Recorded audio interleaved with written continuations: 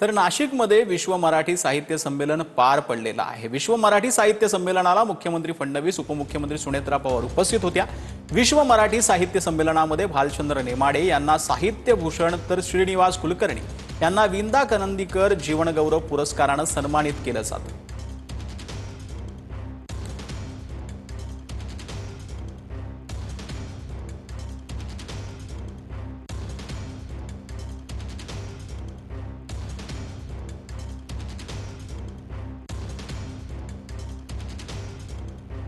पुढच्याही वेळेचं संमेलन आपण भारतात घेऊ आणि त्याच्या पुढचं संमेलन, कारण हे विश्व मराठी संमेलन आहे, हे केवळ महाराष्ट्रातच झालं पाहिजे असं नाही।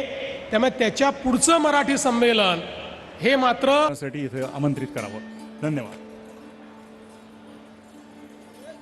पुढच्याही वेळेचं संमेलन आपण भारतात घेऊ आणि त्याच्या पुढचं संमेलन, कारण हे विश्व मराठी संमेलन आहे, हे केवळ महाराष्ट्रातच झालं पाहिजे असं नाही। त्यामुळे त्याच्या पुढचं मराठी संमेलन हे मात्र परदेशामध्ये आपण त्या ठिकाणी करू। पण मग आता पुढच्या वर्षीचं कुठे घ्यायचं?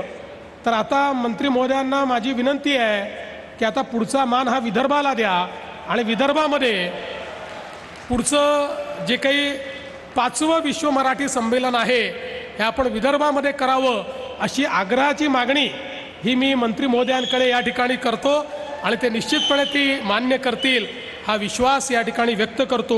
सगळे आपल्याला आपलेच आहेत, ह्या देशातले काय अगदी बाजूचे सुद्धा आपलेच आहेत असं समजून आपले लोक पुढे जातात।